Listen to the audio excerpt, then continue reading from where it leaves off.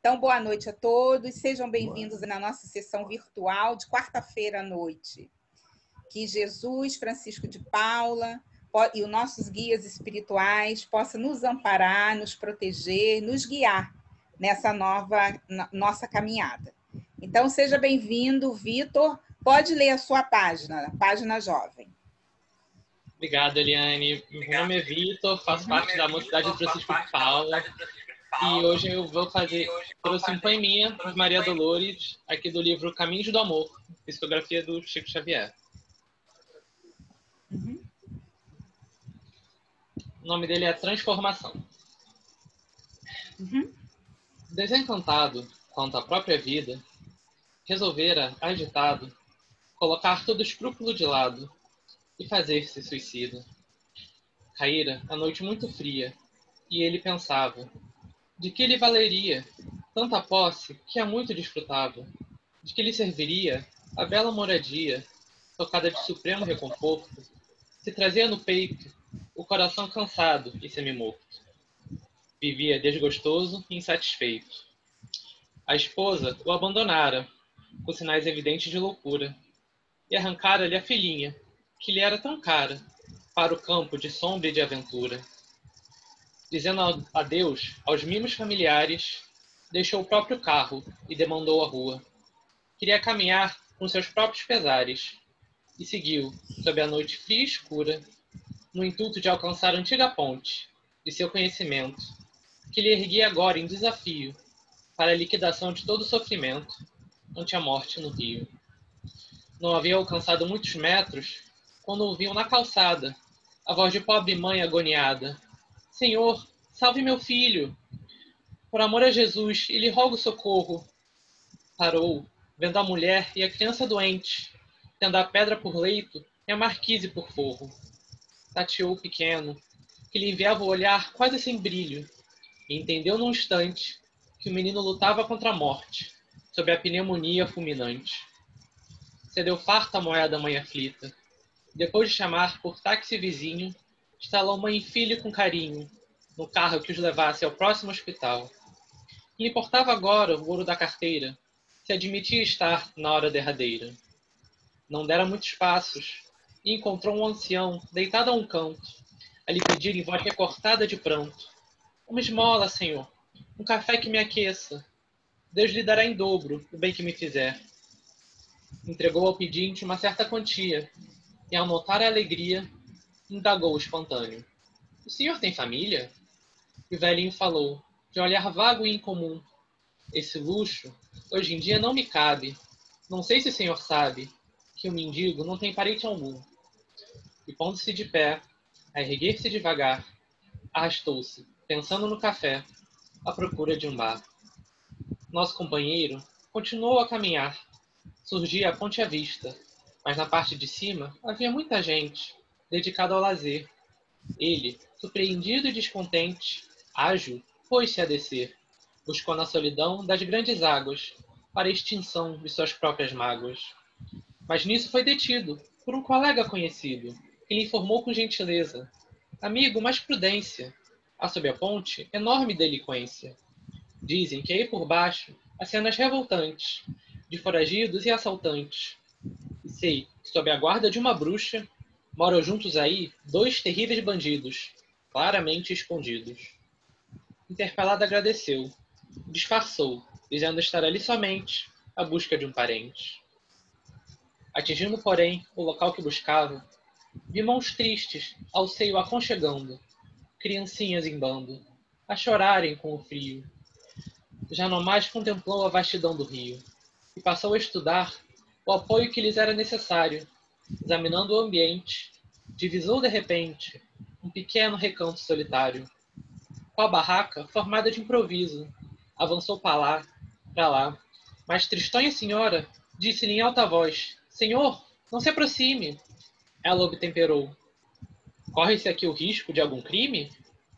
A velhinha, no entanto, respondeu: não, senhor, é que eu tenho comigo aqui meus 2 filhos leprosos, e somente avisá-lo. O senhor, entretanto, pode vê-los. Ele fitou os jovens defumados, as feridas em sangue entre os cabelos.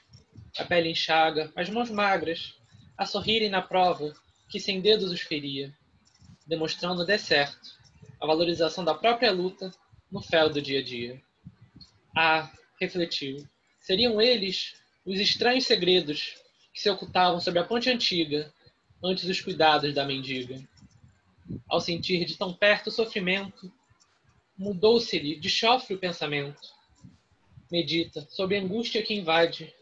Por que morrer, chorando a esposa e a filha, se elas duas apenas lhe pediam liberdade? Por que aniquilar-se inutilmente, se podia amparar a tanta gente? Por que menosprezar a vida alheia? Então, ajoelhou-se sobre a areia, orando a soluçar. O rio parecia acompanhar os gemidos que o homem desferia, e como a expulsar de si em tremenda agonia a própria dor que atingirá apogeus, relegou o suicídio às sombras do passado e gritou renovado: obrigados.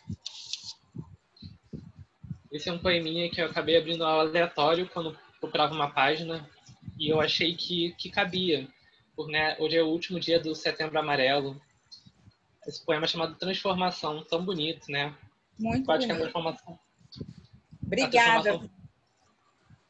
é isso. Obrigada. Página linda. Da Maria Dolores, né? Maria Dolores. Tá. E fazer o convite, claro, à mocidade, que é um grupo de jovens, normalmente de 11 a 26 anos. A gente se reúne aqui pelo Zoom também, aos sábados, de 5 às 7h30. É isso aí. Tá bom? Que bom. Depois vocês estão se reunindo pelo Zoom também, a mocidade? Isso. Ah, tá. Depois, então, passa para a Márcia para a gente começar a distribuir aí nos grupos, para os jovens participarem, tá bom?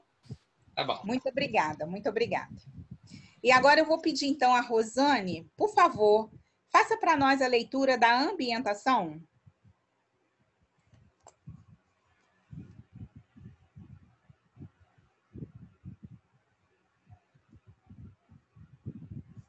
Rosane?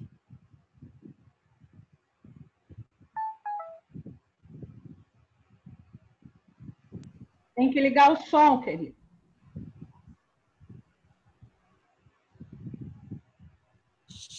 Desculpe, eu não estava conseguindo. Boa noite. Caminho, Verdade e Vida, Francisco Cândido Xavier. Graças a Deus, a Jesus e a Francisco de Paula. Frutos, mensagem 122. Portanto, pelos seus frutos os conhecereis. Jesus, Mateus, capítulo 7, versículo 20.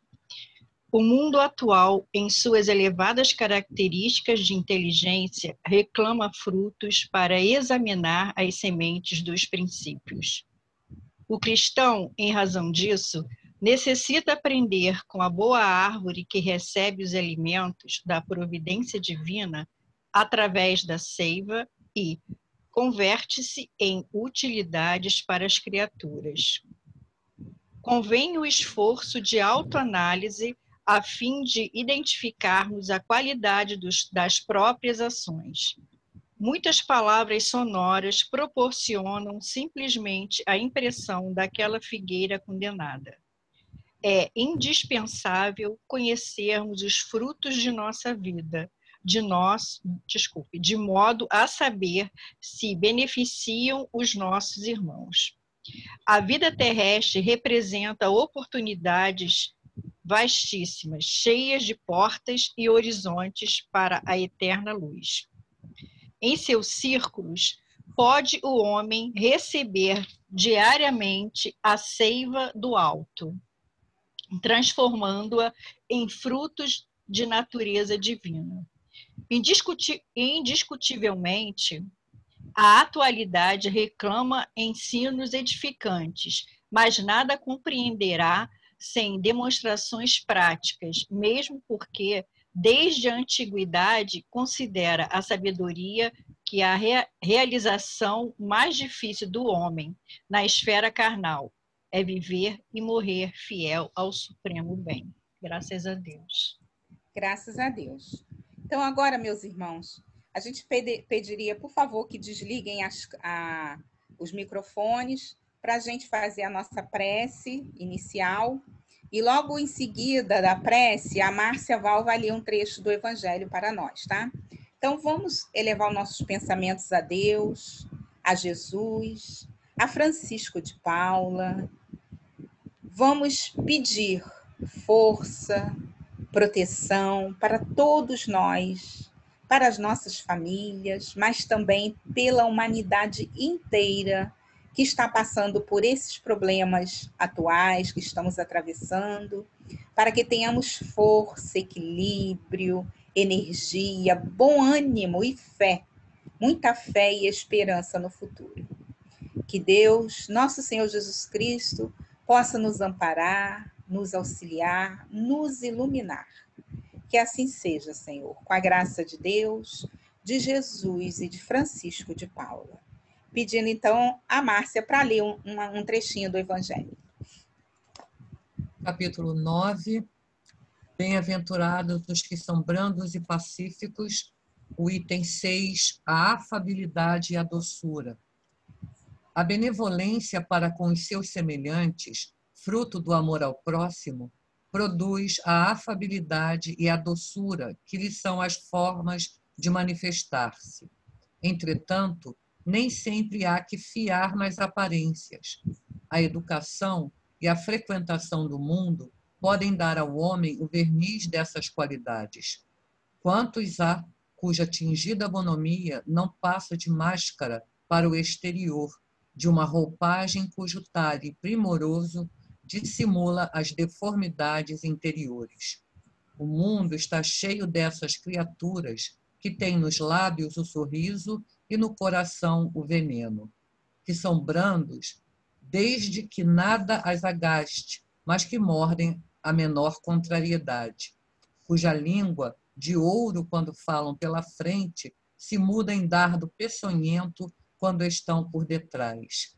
A essa classe também pertencem esses homens de exterior benigno, que, tiranos domésticos, fazem que suas famílias e seus subordinados lhes sofram o peso do orgulho e do despotismo, como a quererem desforrar-se do constrangimento que, fora de casa, se impõe a si mesmos, não se atrevendo a usar de autoridade para com os estranhos, que os chamariam à ordem, acham que pelo menos devem fazer-se temidos daqueles que lhes não podem resistir.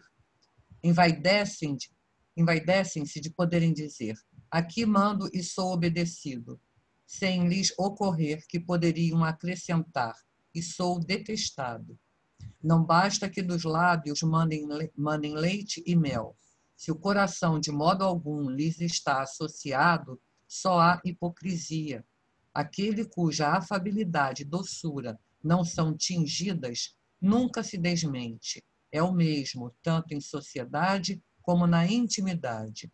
Esse, ao demais, sabe que se pelas aparências se consegue enganar os homens, a Deus ninguém engana. Lázaro, Paris, 1861.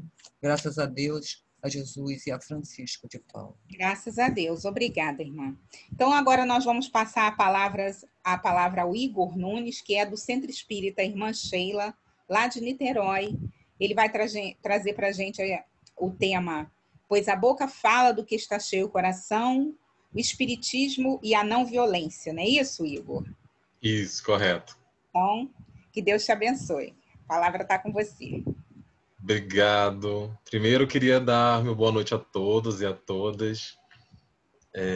Alguns que eu já conheço, eu fui vendo aqui a Ana, o próprio Vitor, que fez a página de abertura. Eu estou muito feliz em estar aqui e principalmente para poder conversar sobre esse tema, né? Espiritismo e a não violência.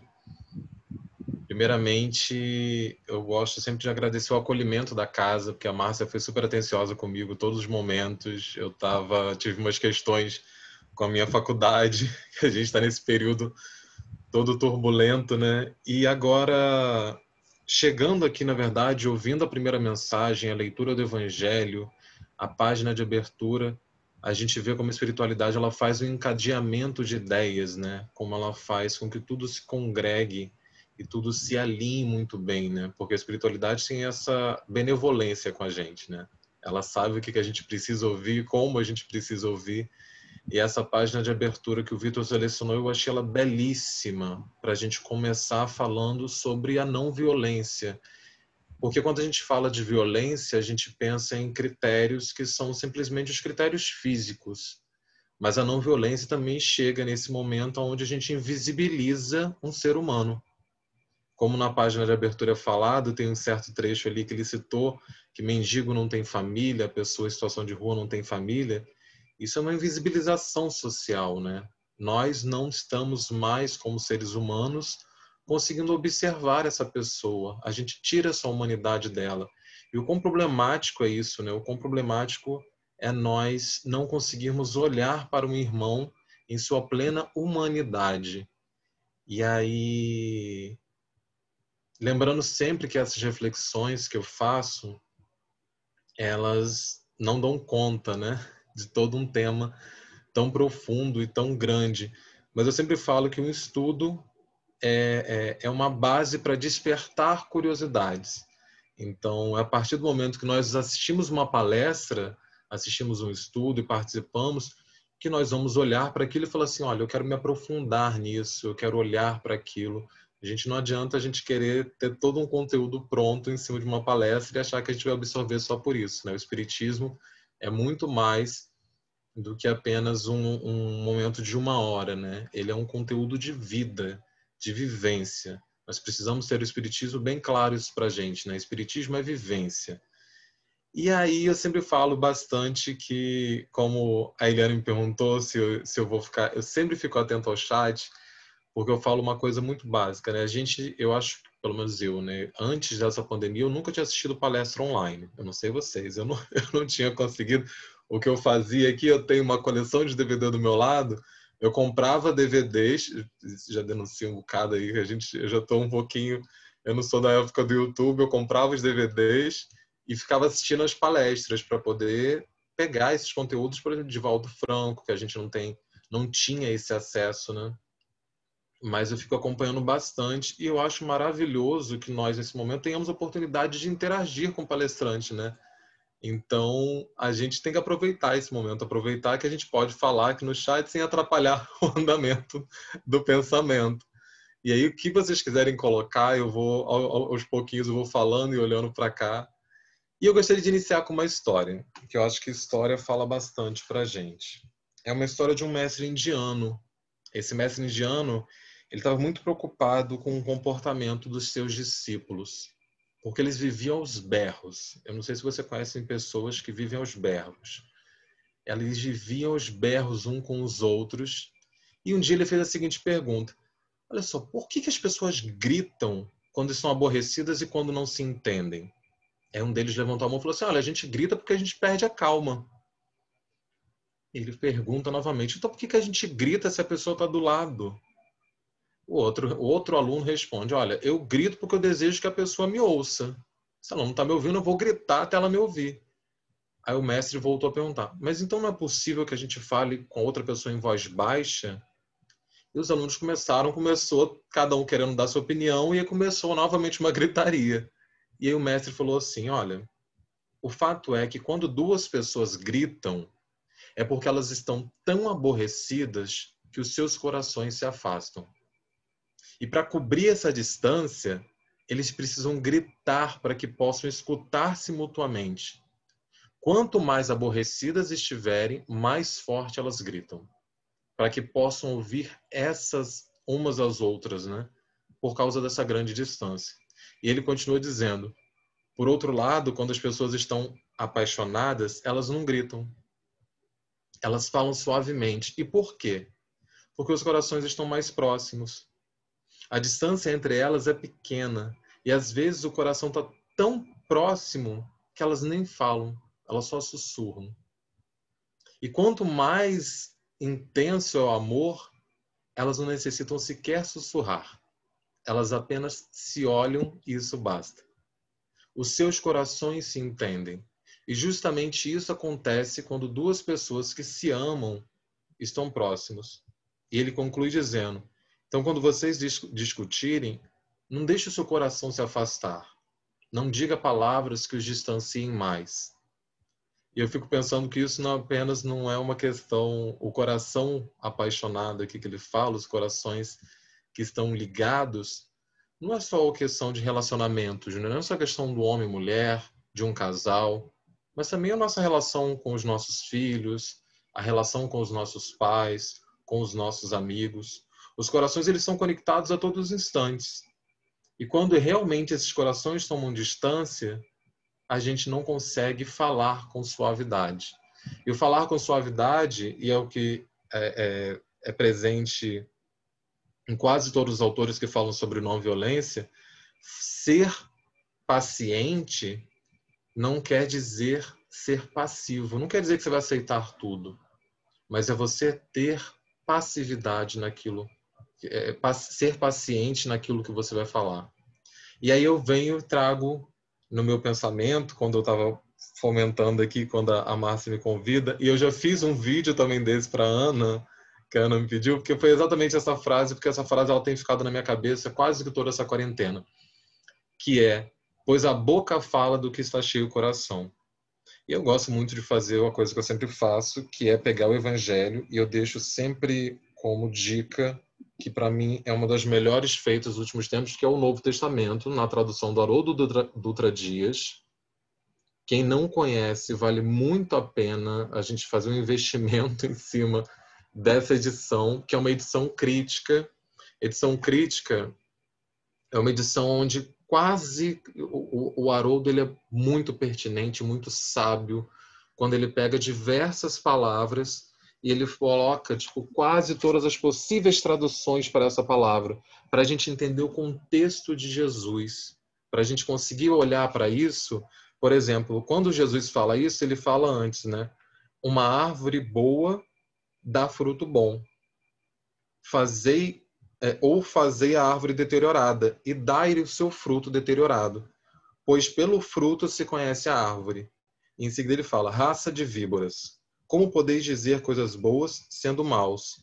Pois da abundância do coração fala a boca.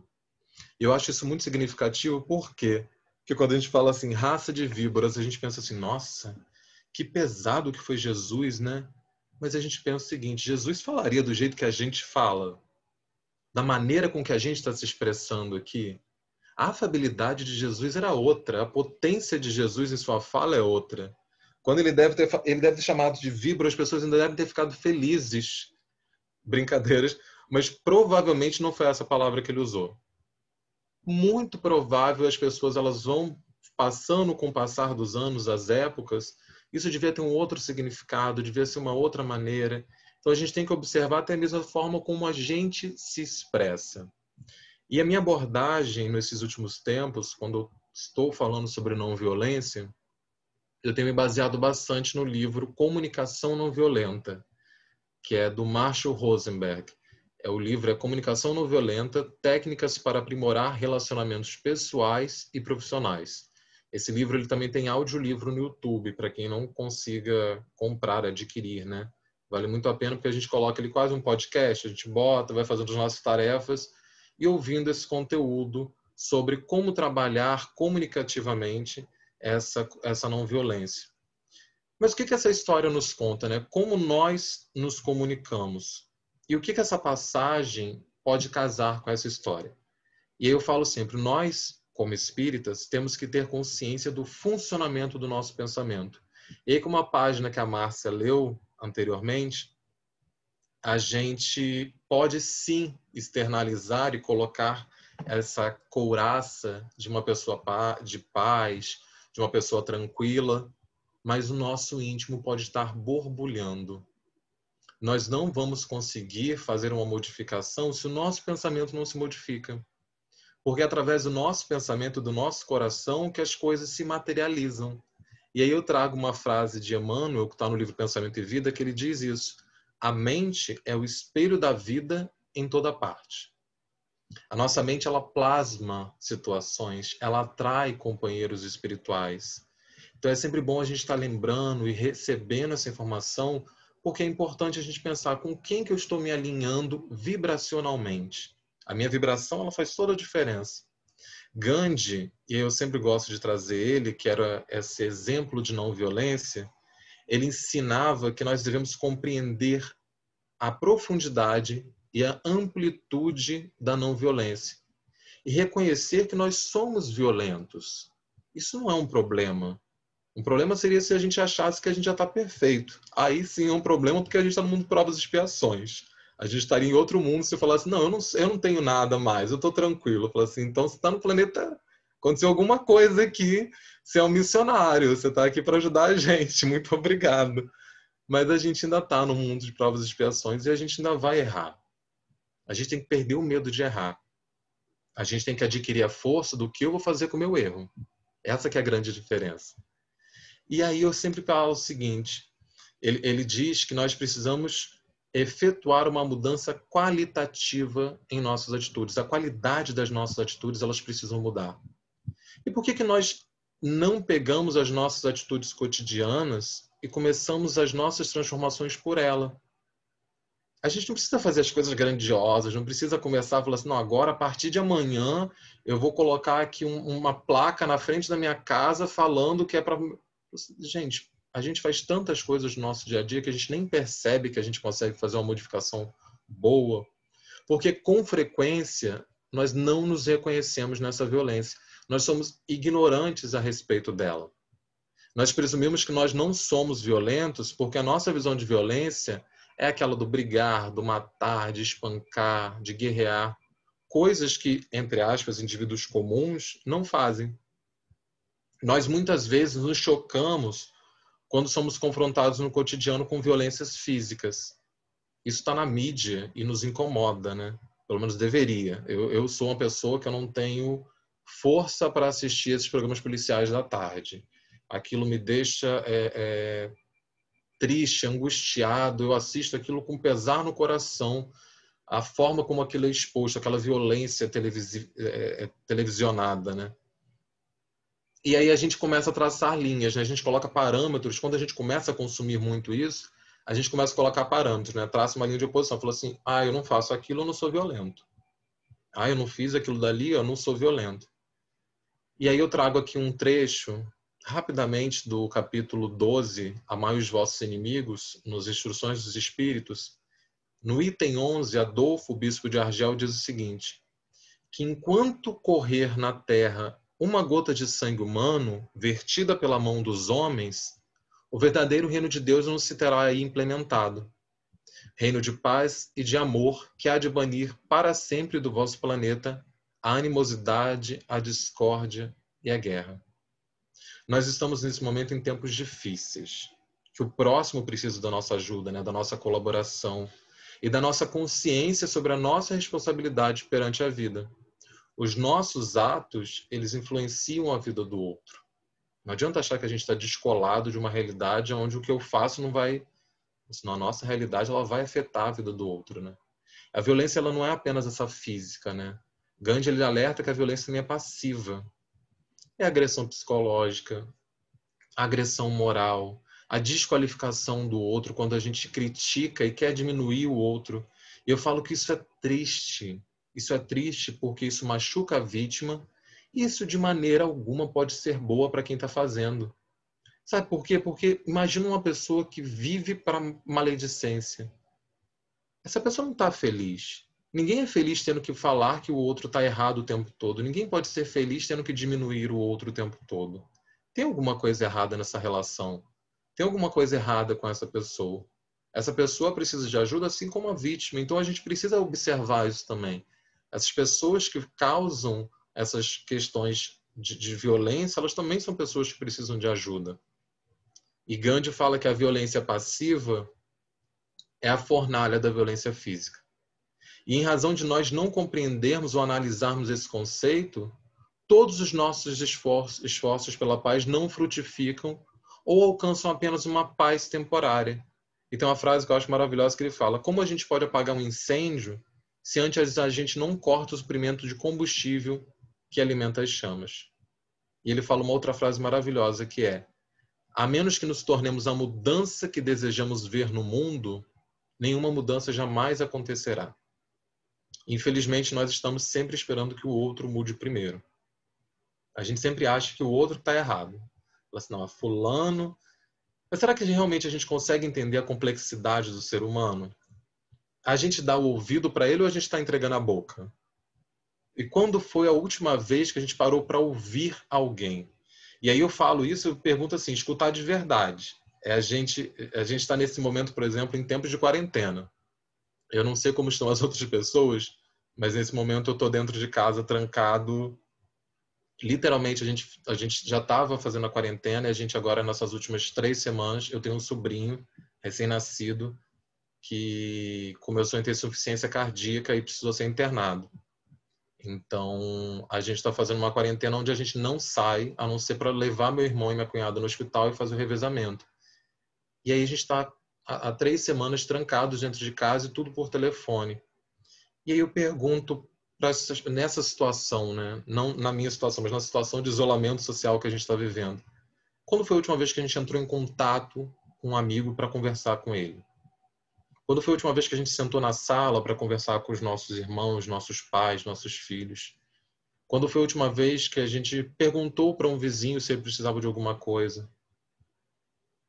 São momentos da gente exercitar o nosso ouvir com caridade, o nosso falar com caridade, né? E sem ficar com o pensamento flutuando, que eu falo isso muito, né? A gente sempre está ouvindo o outro, esperando o momento de comentar. A pessoa está falando, comentando a vida inteira dela, aí você fala assim, eu tenho um caso super legal para comentar disso. Aí você fica ali, ó, ignora todo o restante que a pessoa está falando e espera só ela parar de falar e você fala assim, mas eu tinha que comentar, não sei o quê, e você ignora, você não sabe nem se a pessoa está triste. Porque você quer comentar, você quer falar sobre aquilo. Isso, muitas das vezes, você ignora o que a pessoa está falando, sabe? No ano passado, em 2019, eu tive a oportunidade de ir para o Combrage, a Confraternização Brasileira de Juventude Espírita. E o facilitador, que estava fazendo uma capacitação, ele fez o seguinte pedido. Toda aquela pessoa que pedir a palavra, ela tem que encaminhar sua fala dentro do pensamento da última pessoa que se expressou. Então, se alguém se expressou, se alguém falou alguma coisa, você fala assim, olha, para continuar falando, você tem que continuar a linha de pensamento dele. Aí o outro começava a falar, aí você falou assim, mas eu queria falar do outro. Falou assim, não, aquele momento já passou. Por quê? Porque isso te obriga a ouvir. Isso é uma obrigação que você tem que ouvir para conseguir falar. Porque sabe o que acontece? Muitas das vezes, isso é muito comum nosso, gente. Quantas reuniões que podem durar 30 minutos, que a gente gasta 2 horas, porque a gente não está ouvindo o outro. A gente quer falar e acaba até mesmo repetindo o que o outro já falou. A gente fica ali repetindo, porque a gente não tem a paciência de escutar. Isso quer dizer que a gente não pode falar? Não, não é isso. Não quer dizer que a gente vai ficar calado, agora vai começar a ficar mudo. É ao contrário. É entender qual é a minha necessidade de fala. Porque a comunicação não violenta e a não violência, ela começa comigo. Eu tenho que me entender, eu tenho que buscar o meu autoconhecimento para saber o que eu vou falar, em que momento eu vou falar.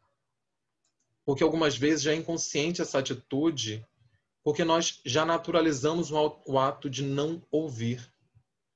Sabe? É muito complicado. Eu sempre falo que tem um exemplo que eu gosto muito, que é quando a gente está no meio de uma discussão, que alguém começa falando assim, sei lá, o aniversário de namoro de um casal, onde o namorado esqueceu a data do aniversário de namoro. Se ele chega em casa e aí a namorada já fala assim, olha, mas você não está esquecendo de nada? Aí o outro fala assim, Aí fala assim, nossa, a memória é péssima. Você nunca lembra de... Só nesse momento a pessoa vai pensar o quê? Fala assim, peraí, ele ficou chateado, vou pedir desculpas. Mas se a pessoa já fala assim, nossa, mais uma vez você esqueceu. Se a pessoa já lança um tom agressivo, a nossa primeira atitude é defesa. A gente vai falar assim, não, mas você já esqueceu também o aniversário da minha mãe na semana passada, por que eu não posso esquecer isso? Sabe, você quer rebater o tempo todo, você não busca entender o outro. E nessa busca de não entendimento, pronto. A gente já começou uma discussão que poderia ter sido resolvida se a gente praticasse a empatia. São coisas meio que simples, mas a gente já tem gatilhos que são muito constantes na nossa vida, né? Já estão programadas na nossa mente. Essa não violência não é uma estratégia que eu possa utilizar hoje e descartar amanhã. mas também não é algo que vai nos tornar dóceis ou facilmente influenciáveis. Ele trata de inculcar atitudes positivas no lugar das atitudes negativas. Muito do que nós fazemos é condicionado por motivações egoístas. Normalmente fala assim, que vantagem eu vou levar nisso? Por que eu vou fazer isso? O que eu ganho? E essa constatação, ela se revela ainda mais verdadeira numa sociedade esmagadoramente materialista, que prospera com base num duro individualismo. E nenhum desses conceitos negativos leva à construção de uma família, de uma comunidade, de uma sociedade, de uma nação. E aí eu falo sempre isso muito importante. No Livro dos Espíritos, na questão 766, o Kardec interroga os espíritos se a vida social se ela é natural. Ele fala assim, Deus fez o homem para viver em sociedade. Deus não deu ao homem inutilmente a palavra e todas as outras faculdades necessárias à vida de relação. Então, gente, não tem como. A gente está aqui para conviver. A gente está aqui para aguentar um ao outro e crescer com ele. Não adianta a gente tentar fugir, achar que fala assim, nossa, mas eu não consigo, deixa a próxima vida. Não vai funcionar. É o que eu falo sempre, que a gente não pode viver dentro da síndrome de Gabriela, né? Para quem não conhece a síndrome de Gabriela, é que eu nasci assim, eu cresci assim, eu vivi assim, vou ser sempre assim, vou morrer assim, Gabriela. Mas, gente, não adianta. Se a gente crescer dessa maneira, estiver vivendo, falou assim, não, é o meu jeito, não tem como. Aí tem gente que bota a culpa no signo, tem gente que bota a culpa em alguma outra coisa. A gente nunca assume, né? A gente sempre quer colocar isso mais para frente. E pensar a não violência é substituir esses nossos velhos padrões de defesa, né? De recuo ou ataque diante de julgamentos ou críticas, né? Porque nós vamos percebendo a nós e aos outros, assim como as nossas intenções e relacionamentos, por um enfoque novo. Quantas vezes, aí eu sou muito essa pessoa, a gente, após uma discussão um pouco mais acalorada, a gente se deita, a gente está no meio de uma discussão, pode ter sido à tarde. Quando a gente se deita, a gente começa a pensar em tudo aquilo que aconteceu e fala assim, eu devia ter dito isso. Se eu tivesse dito tal coisa, eu tinha quebrado a asa dele, tinha quebrado a crista. Porque aí eu ia ganhar a discussão. Aí a gente passa uma noite inteira pensando no que eu poderia ter discutido. E aí faz o quê? Eu não sei se vocês conhecem gente assim. É só um exemplo aí. Tá aquele exemplo hipotético. Eu acho que nem existe gente assim, né? Que faz aquele esquema que é assim, ó. Se ele brigar comigo amanhã, eu já sei o que eu vou responder. E aí você já tem um monte de frases falando assim, quando ele chegar na minha frente, se ele falar tal coisa, eu já respondo assim. Se ele falar isso, eu respondo assim, assim, assado. E você tem um esquema de briga na sua cabeça. Você já montou ali todo um roteiro para saber como brigar. Olha que coisa horrorosa. Aí a gente chega depois na casa espírita e fala assim, irmãos, nós temos que pensar em Santo Agostinho, fazer o exercício de deitar e repassar o nosso dia. Aí fala assim, não consigo. Passar meu dia inteiro? Não consigo deitar minha cabeça e ficar pensando em tudo que eu vivi. Aí a gente começa pensando nisso. Fala assim, por que com uma briga a gente consegue repassar? A gente consegue até treinar como vai brigar. Mas quando a gente tem que fazer uma reflexão sobre o nosso dia, a gente tem dificuldade. Quando a gente tem que pensar nisso tudo, a gente tem muita dificuldade. A resistência, essa postura defensiva e essas relações violentas, elas são minimizadas quando a gente começa a se propor a ser não violento. Quando nós nos concentramos em tornar mais claro o que o outro está observando, sentindo, até mesmo necessitando, ao invés de diagnosticar, de julgar, nós descobrimos a profundidade da nossa própria compaixão. É pela ênfase em escutar o outro profundamente. Promover o respeito, a atenção, a empatia, para gerar um mútuo desejo de nos entregarmos de coração. Tem uma frase que eu sempre falo em quase todos os meus estudos, que é o seguinte, que está dentro desse processo também da nossa lei de sociedade. Boa parte dos nossos conflitos que nós temos com outras pessoas, eles são causados mais pela forma como nós expomos a nossa ideia do que propriamente pela diferença de opinião. É mais a forma com que eu falei com ele do que por pensar diferente. Porque a gente pensa diferente. Como diria minha avó, como diz minha avó, graças a Deus está encarnado, é aquele clássico que é: o que seria do azul se todo mundo gostasse do rosa? O que seria do rosa se todo mundo gostasse do azul? É isso, você fala assim, mas o outro, ele não... Fala assim, não, eles podem ter opiniões diferentes. Aí, vou fazer só um parênteses aqui, a gente entender que opinião é diferente de preconceito, isso não tem nada a ver. A gente tem que entender que a nossa opinião que violenta, que segrega, que exclui, não é opinião. Opinião é eu falar que eu gosto do Divaldo Franco e o outro poder falar que não gosta. Ele tem o direito dele de não gostar de uma palestra do Divaldo. Ele tem o direito de olhar para minha palestra e falar assim, Igor, eu acho que você não fala bem. Ele falou assim, tá, você está no seu direito. Quem sou eu para querer agradar todo mundo? Eu não tenho. E ele tem algum motivo de querer falar isso. E ele está no direito dele. Só desligar aqui, não precisa ficar online, não precisa me ouvir. É isso. Eu acho que a gente tem que aprender a respeitar a diferença. Mas aí é o que ele fala. Às vezes a forma como a gente se expõe, como a gente fala... E aí, gente, hoje em dia, eu não sei se vocês... eu acho quase ninguém que deve ter recebido nenhuma fake news, né? Durante esses últimos tempos. Que eu acho que é uma coisa quase... ninguém recebe fake news hoje em dia mais, né? Todo mundo está super verificando as fontes, a gente sempre está buscando a verdade. A gente está seguindo o método de Kardec, né? Recebeu e falou assim, não vou acreditar, não. Vou procurar primeiro a fonte. Eu acho que todo mundo aqui faz isso. E aí eu sempre falo isso. Eu falo assim, você quer ver uma coisa que gera discussão? E eu vivenciei isso na minha própria casa espírita. Quando alguém mandou alguma coisa, eu falei assim, prezado irmão, eu procurei aqui e eu vi que essa informação não é verdadeira. Você poderia me dizer qual é a fonte dessa informação? Aí ele falou assim, se você não quer acreditar, o problema é seu. Aí eu falei assim, olha, eu estou me predispondo a conversar, se você quiser. Aí ele falou assim, mas eu não quero conversar. Eu falei, tá, você está no seu direito. Então eu não vou obrigar ninguém a conversar, não vou obrigar ninguém. E aí eu me distanciei. E aí um amigo meu mandou assim, falou, por favor, não compartilhe que você está errado. Eu falei, pronto. Aí a pessoa que já não estava feliz vai ficar ainda mais inflamada, porque foi chamada de errada. Não era ele que estava errado. Ele teve uma atitude errada, mas era a informação que estava errada. Ele compartilhou, ele cometeu um equívoco.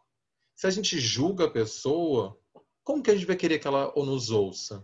Como que a gente vai querer que essa diferença de opinião seja ouvida? A gente consegue entender a diferença entre julgar uma pessoa e julgar uma atitude? Entre julgar uma pessoa e observar uma atitude? Eu estou observando ele, eu não estou julgando ele. E aí eu falo como a gente consegue perceber isso, como o nosso ambiente que a gente está inserido, ele influencia a nossa comunicação. Ele influencia essa não violência.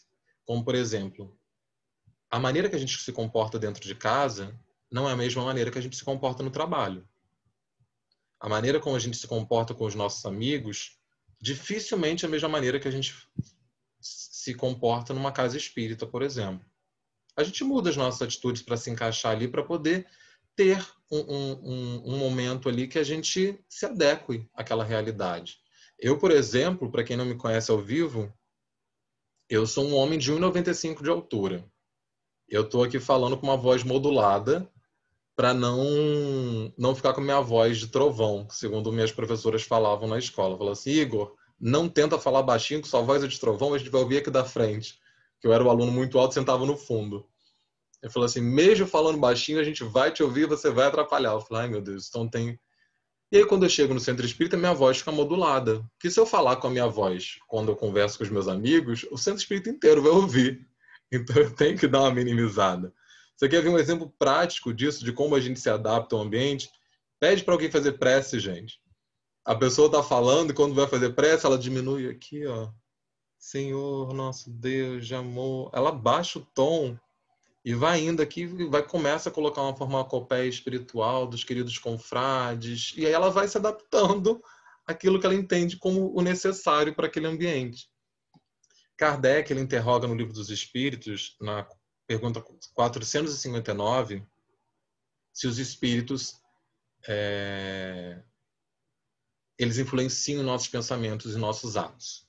Eu acho que quase todo mundo sabe essa resposta. Que ele fala que é muito mais do que imaginais, que por vezes Influenciam de tal ponto que de ordinário são eles que vos dirigem.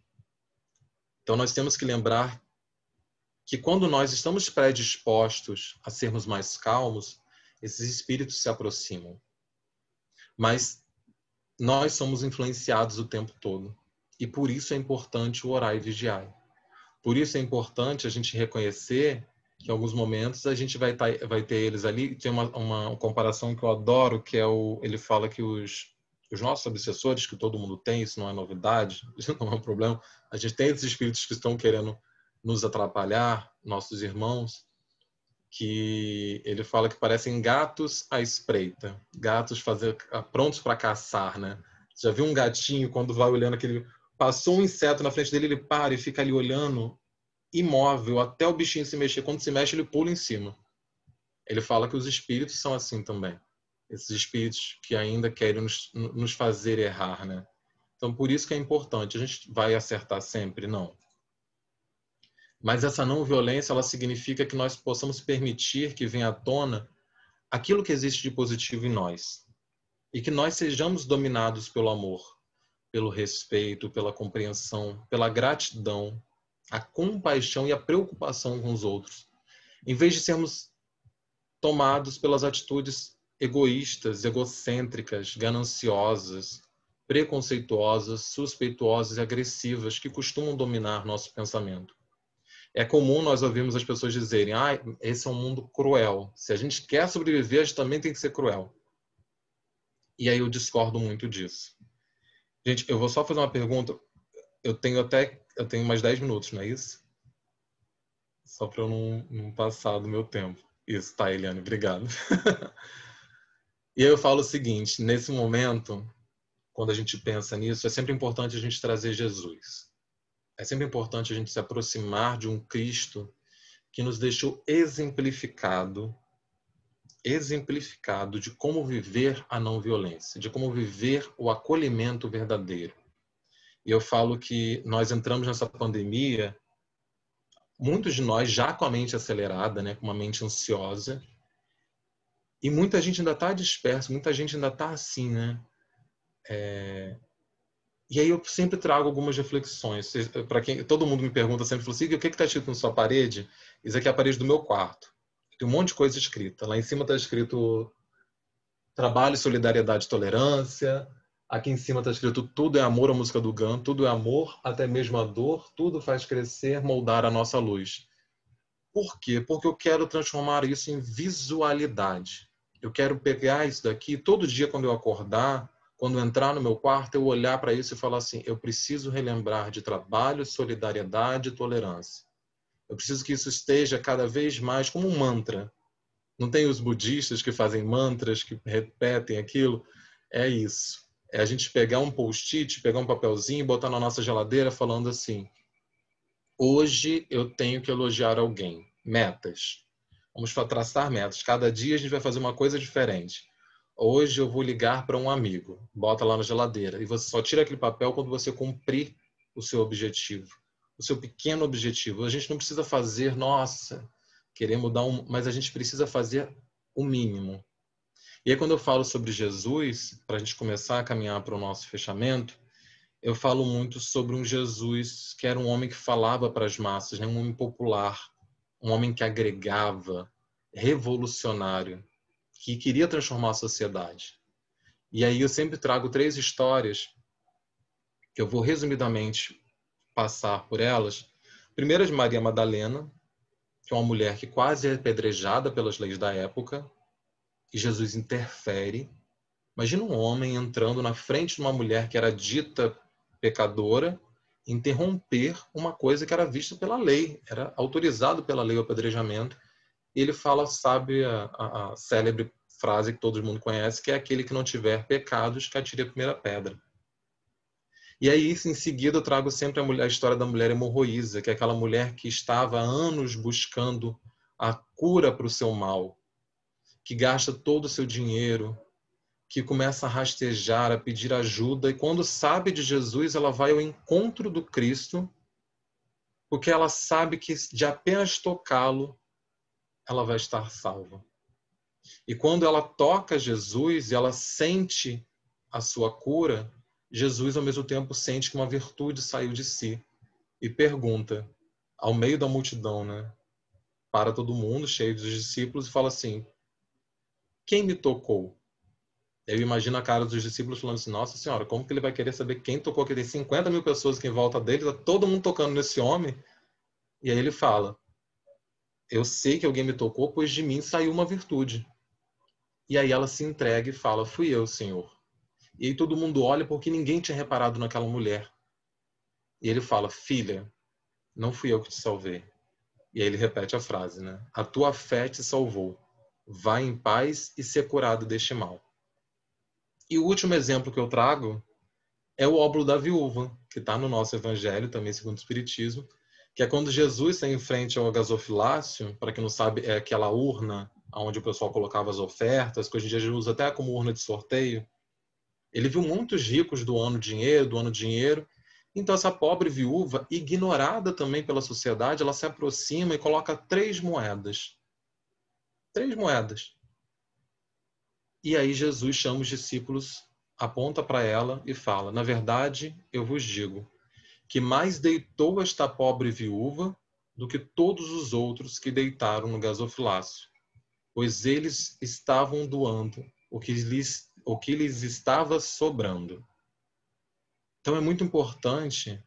E aí o pessoal falou assim: Igor, mas por que você fala sempre esses casos? Porque eu acho que nada fala tão bem, exemplifica tão bem o acolhimento de Jesus.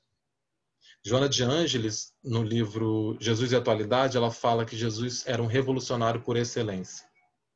Ele estabelecia a luta de dentro para fora, a morte do homem velho e o nascimento do homem bom. Ele oferecia a contribuição do primeiro passo, mas as demais obras pertenciam ao candidato, que os deveria dar. A obra era geral, mas a ação é de cada um. Ele acolheu aquela mulher adúltera, ele a trata como uma igual, ele recebe a mulher hemorroísa e mostra a força de sua fé. E ele trata a mulher viúva com dignidade e respeito. Jesus, em sua época, ele elucidou todos os temas que até hoje nós discutimos. Quando nós falamos sobre igualdade, sobre acolhimento, sobre amor, sobre respeito, sobre não violência. E é esse Jesus que nós temos que nos aproximar, porque está tudo exemplificado. E aí, quando eu falei agora há pouco sobre Santo Agostinho, eu vou encaminhar para o nosso fechamento, quando ele fala para nós passarmos em revista o que nós fizemos naquele dia e buscarmos no dia seguinte reforçar tudo o que fizemos de bom e corrigir tudo o que fizemos de desacordo com a palavra, com a vontade divina. E aí, para fechar, eu gostaria de ler um trecho que é do livro Assim Vencerás, de Emmanuel, Psicografia de Chico Xavier, quando ele diz: palavra. Quem procura escutar-te, vem colher-te a palavra. Dize a frase que ampare e cure sem ferir. Recorda, ninguém busca alívio sobre chamas. Ouve com paciência e fala construindo. Ilumina de amor tudo quanto disseres. Quem te roga a palavra, quer bênção de Deus. Uma das coisas mais importantes da não violência é que ela não busca destruir a pessoa, mas transformá-la. Essa frase é de Martin Luther King. Então, meus irmãos, que nós possamos ser esperanças, porque as coisas podem parecer que não vão dar certo, mas elas vão.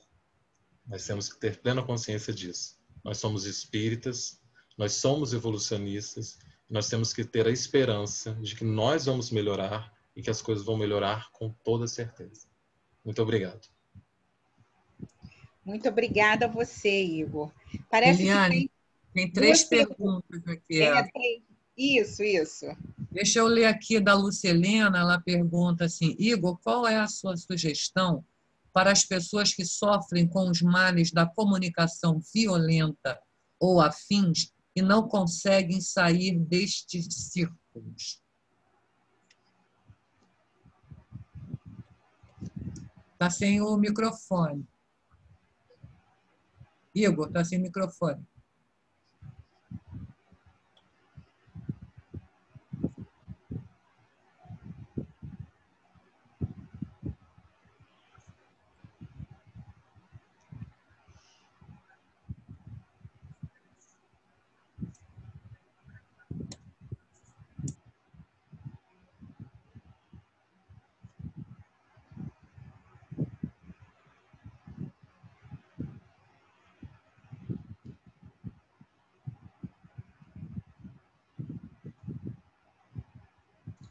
Foi, gente, desculpa. Eu cliquei no mudo, depois não consegui, não dava para desmutar.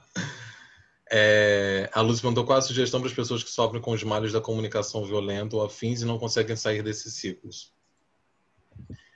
Lúcia, eu vou responder sobre dois panoramas, que a sua pergunta ela me deu duas sugestões. Tanto a pessoa que sofre disso, no caso, a que provoca, quanto a que sofre, né? Porque o sofrer tem essa dupla ambiguidade comunicativa, né? Gente, eu sou formado em produção, eu estou fazendo agora a graduação em letras e o mestrado em comunicação. Então eu sou aquela pessoa que está pegando tudo nos detalhes. A gente começa a pegar isso tudo. Lúcia, eu vou me basear para te responder em Emmanuel. Emmanuel tem um livro chamado Pensamento e Vida, onde ele fala sobre hábitos. Eu acho que ele vai conseguir nos dizer melhor do que eu. Porque Emmanuel fala que os hábitos ela é uma esteira de reflexos mentais acumulados que operam constante indução à nossa rotina. O que isso quer dizer? Que os hábitos, que são esses nossos costumes, nossas manias, quando nós repetimos ele diversas vezes, ele se torna uma rotina. E a gente começa a reproduzir isso sem nem perceber. Mas até aí tudo bem, né? Porque tem hábito bom, a gente pode caminhar todos de manhã, meditar antes de dormir, fazer um mantra. Mas também tem os hábitos ruins, como, por exemplo, o da prática da comunicação violenta. Da gente fazer a maledicência, da gente desprezar sentimentos alheios, de nós sermos preconceituosos. Então, Emmanuel ele tem um alerta para a gente que eu acho extremamente significativo. Ele fala que nós somos herdeiros de milênios. Nós reencarnamos diversas vezes e que muitas vezes nós somos barcos ao gosto da correnteza. Ele fala que a gente entrou nesse barco aqui e a gente está deixando a correnteza levar a gente. Por quê? Por que isso significa? Ele fala que é muito mais fácil a gente seguir a correnteza do que lutar contra ela. É muito mais fácil a gente entrar no barco e deixar o barco levar a gente do que tentar pegar esse barco e rodar o leme. Então, a minha sugestão, e aí eu vou partir de Emmanuel, quando a gente faz essa reflexão, para Leon Denis, no livro Problema do Ser, do Destino e da Dor, quando ele fala da vontade. Nós temos que ter o mínimo de vontade para sair desse espectro mental que nos condiciona a praticar a violência. E o mesmo processo também para quem sofre. À medida que nós sofremos com isso e a gente não consegue sair desse ciclo, porque eu estou sofrendo com aquilo, eu praticar essa não violência com essa pessoa que pratica comigo, eu começar esse processo de me empoderar realmente, é um empoderamento dessa atitude não violenta, para que eu possa olhar e falar assim, esse ciclo vai ser rompido. Eu vou olhar para saber quais são minhas possibilidades de como vou fazer para sair disso. Então eu trago aqui para você, eu acho que vale a pena, para quem puder depois, é o capítulo 20, se eu não me engano, o livro Pensamento e Vida, de Emmanuel, quando ele fala sobre hábitos, vale a pena, e o capítulo da vontade, de Leon Denis. Se a gente começa a perceber que a gente está repetindo coisas e que a gente pode usar a vontade para sair disso, a gente consegue montar esse esquema que a espiritualidade nos auxilia, né? nos orienta. Tem uma pergunta aqui, Lúcia, depois se você precisar, pode refazer. O que podemos fazer para não nos irritarmos com os políticos? É possível deixar de criticá-los? Pergunta da Eliane. Então, Eliane, eu vou te falar que é bem difícil. Sabe por quê? Porque a gente está vivendo num mundo de contrastes. A gente está vivendo num mundo onde as opiniões, cada vez mais, elas estão vindo de formas firmes, de formas contundentes. As pessoas elas estão falando para a gente, elas vão colocar aquela ideia como base delas e elas não vão, muitas das vezes, aceitar que elas podem mudar de ideia. Acho que uma das grandes questões, uma das grandes belezas de nós sermos seres humanos encarnados, já que a gente tem que aproveitar essa encarnação, é que a gente tem que ter consciência que a gente pode mudar de ideia. Mas a gente vai conviver nesses ambientes políticos, e a política, eu sempre falo que ela está na nossa vida, no nosso cotidiano, a gente vivencia. Viver é um ato político, né? Eu estar aqui agora falando é um ato político, né? Então, é possível deixar de criticá-los? Sim. Mas aí o que eu penso é o seguinte, e aí vai uma opinião, Igor. O que é a minha crítica? O que eu estou pensando quando eu falo sobre crítica? É uma questão de construção ou é um momento onde eu estou querendo apenas criar uma quizumba, digamos assim? Tem um poeminha, que eu não vou lembrar agora, porque eu não trouxe mesmo, que é do Espírito do José Grosso, quem conhece José Grosso, que ele falava... pense na sua pergunta, porque não adianta perguntar para criar quizumba. Era uma coisa assim, era um poema bonitinho, mas eu não vou conseguir lembrar. Mas você tem que pensar na sua pergunta, e no caso a crítica também, para construir. Eu vou criticar aquilo que eu acho que está errado, mas eu também vou ouvir quando essa outra pessoa me falar.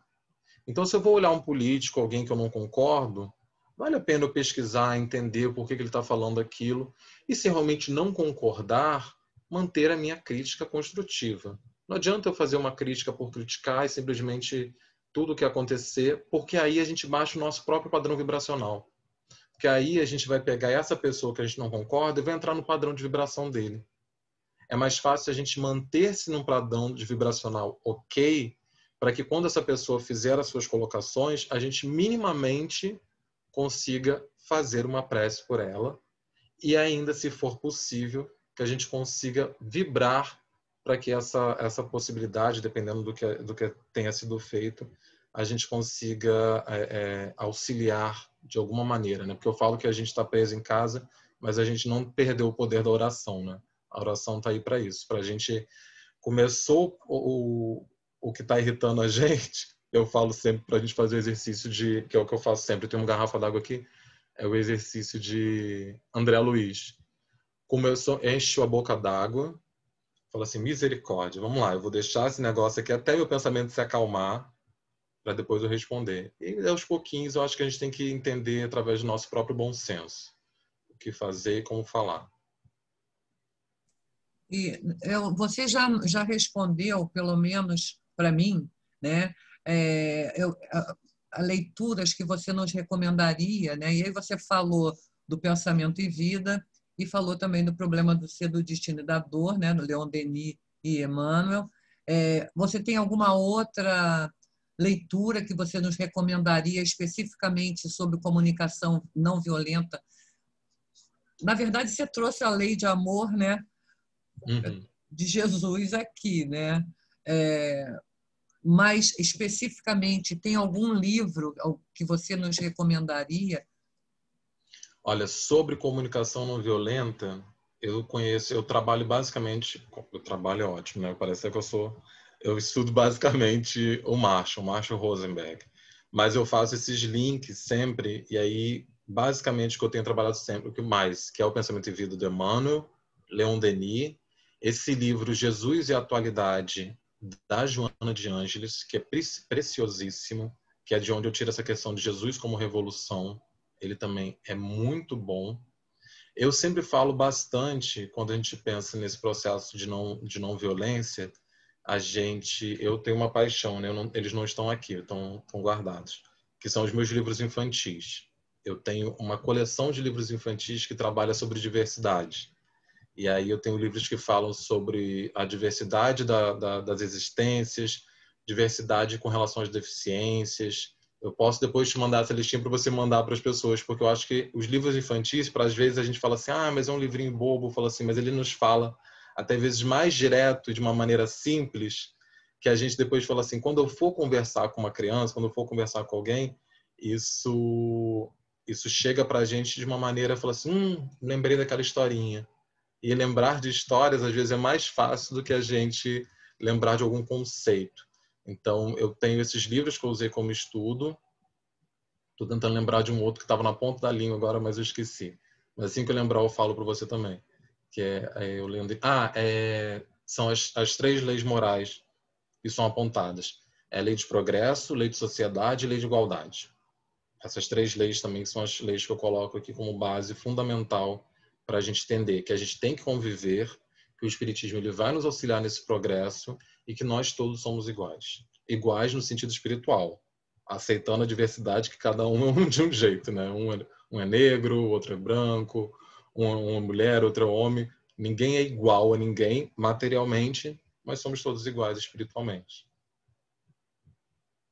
Muito obrigada, viu, Igor? A conexão da Eliane caiu. Então, a gente vai dar continuidade à nossa reunião pública. Ah, não, ela voltou. Eliane, você voltou, minha querida?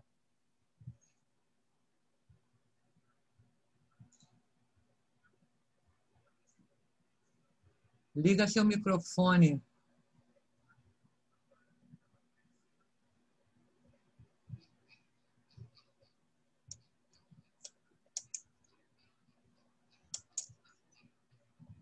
Eliane?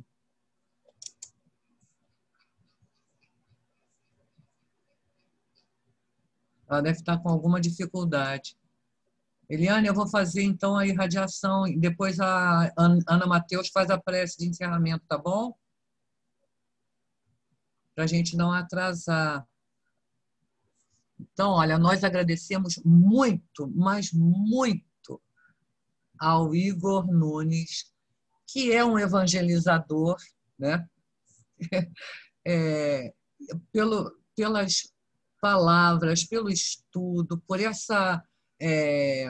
esse carinho, essa boa vontade toda que você teve aqui conosco, de vir aqui à nossa casa de Francisco de Paula e conversar com a gente a respeito desse tema. Muito obrigada mesmo. E as portas estão abertas. Sempre que você quiser, você será convidado outras vezes. E os livros, né, que o pessoal está pedindo, não sei se você viu, o pessoal está pedindo. Os livros eu coloco depois, quando ele me mandar, eu coloco para todo mundo, tá bom? Então, queridos, vamos fazer agora a nossa prece de irradiação, depois de termos recebido tanto, vamos compartilhar com todos os nossos irmãos que neste momento não puderam estar aqui ou que passam por grandes dificuldades. Então, vamos fechar os nossos olhos, serenar nossas mentes e nossos corações e elevar nossos pensamentos a Deus, a Jesus e a Francisco de Paula, agradecendo por todas as bênçãos que recebemos até agora, agradecendo por todas essas vibrações de amor e pedindo que possa levar essas vibrações a todos os nossos lares, a todos os nossos familiares, a todos os nossos desafetos, que possamos, Senhor, conseguir resolver nossos problemas, nossas dificuldades, com perseverança, com fé, com esperança, com muito amor no coração. Pedimos, Senhor, por todos os nossos irmãozinhos que sofrem tanto nas nossas comunidades carentes, nas ruas, nossos irmãozinhos nas ruas, nossos irmãozinhos que estão nas aldeias indígenas, nos quilombos, nas zonas de conflito, nos campos de refugiados, nos hospitais, nas casas onde haja sofrimento, dor, especialmente aqueles irmãos que perderam seus entes queridos. Que eles possam sentir a tua presença, o teu amor e o nosso amor. Pedimos, Senhor, e agradecemos aos nossos profissionais da saúde, a todos os profissionais que estão nos serviços essenciais, nos ajudando a manter a nossa serenidade, a nossa tranquilidade, que sejam muito abençoados. E agradecemos, Senhor, toda essa tecnologia que nos permite esse contato, essa confraternização, o estudo, o aprendizado e essa disseminação do conhecimento e do amor de Jesus. Graças a Deus, a Jesus e a Francisco de Paula, vou pedir a nossa irmã Ana Mateus para fazer a prece de agradecimento e encerramento.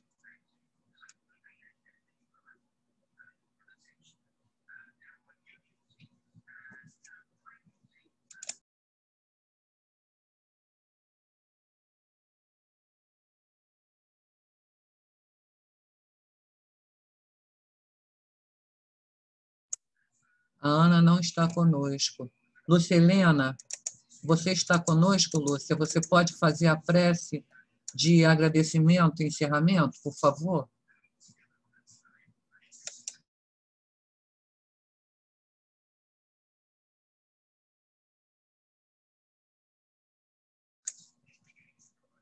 Lúcia?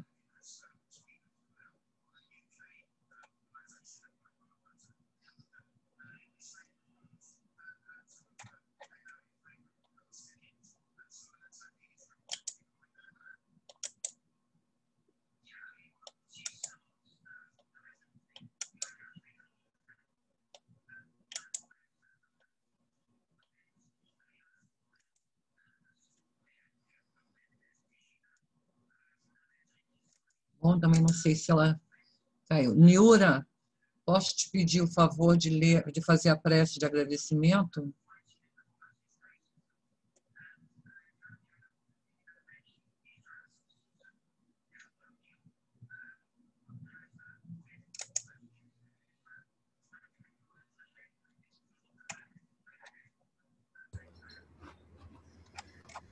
Graças a Deus, a Jesus e a Francisco de Paula.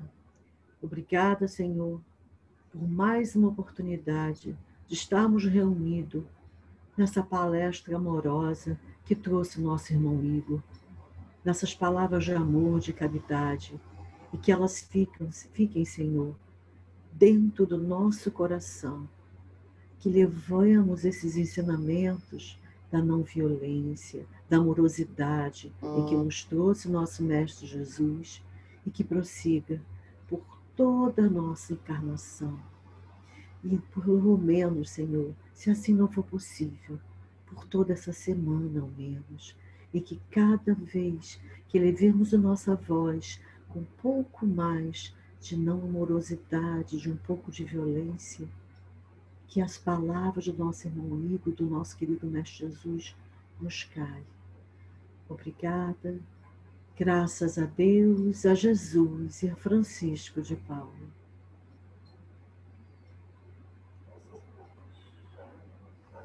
Muito obrigada, irmã. Então, em nome de Deus, de Jesus e Francisco de Paula, nós agradecemos e encerramos a nossa sessão de hoje, agradecendo muito a presença de vocês e convidando para estar aqui na próxima semana. Só lembrando da nossa campanha do Dia das Crianças, tá? A gente está distribuindo os cartazes com as contas da congregação e, de alguma forma, a gente vai fazer o Dia das Crianças. E muito obrigada, uma boa noite.